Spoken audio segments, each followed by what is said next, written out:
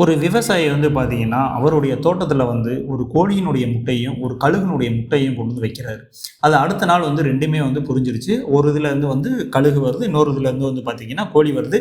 இது 2மே வந்து பார்த்தீங்கன்னா, ஒரே சமயத்தில ஒரே மாரி வந்து வளர்ந்துக்கிட்டே இருக்கு. இப்படியே வந்து சில காலங்கள் போகுது. அதுக்கப்புறம் வந்து பார்த்தீங்கன்னா, வானத்தில ஒரு மிகப்பெரிய கழுகு வந்து வட்டமிட்டுக்கிட்டே இருக்கு. ஸோ, அப்போ வந்து இந்த குட்டி கழுகு வந்து என்ன கேட்குது அப்படின்னா, கோழிக்கிட்ட, "யார் அது? அது மட்டும் இவ்வளோ தூரம் பறக்குதே! நம்மனால ஏன் பறக்க முடியல?" அப்படின்ற மாரி கேட்குது. உடனே வந்து அந்த கோழி வந்து சொல்லிச்சாம், இல்ல. அது வந்து பார்த்தீங்கன்னா, பறவைகளினுடைய அரசன் அது. அதனால வந்து அவ்வளோ தூரம் வந்து பறக்க முடியும். யாரையுமே வந்து வலிமையா வந்து அடிக்க முடியும். நம்மலாம் வந்து சின்ன கோழிகள். நம்மனால வந்து அதெல்லாம் முடியாது. அதனால வந்து நம்ம பறக்கலாம் ட்ரை பண்ண வேணாம். நம்மளுடைய வாழ்க்கைய பார்த்துட்டு போயிரலாம்.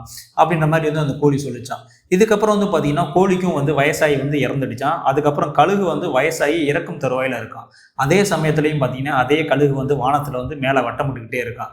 அப்பவுமே வந்து பார்த்தீங்கன்னா, அந்த கழுகுக்கு என்ன யோசனை அப்படின்னா, நம்மளால தான் பறக்க முடியாதே!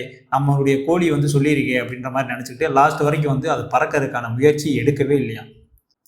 எப்பயுமே வந்து அடுத்தவங்க வந்து உங்ககிட்ட வந்து முடியாது, இது நடக்காது அப்படின்னு சொன்னாங்கன்னா, இந்த காதுல வாங்கிட்டு இந்த காதுல விட்டுட்டு, உங்கனால என்ன முடியும் அப்படின்றத நீங்க ஜெயிச்சு காட்டலைனாலும் பரவால்ல, அட்லீஸ்ட் முயற்சி பண்ணியாவது காட்டுங்க.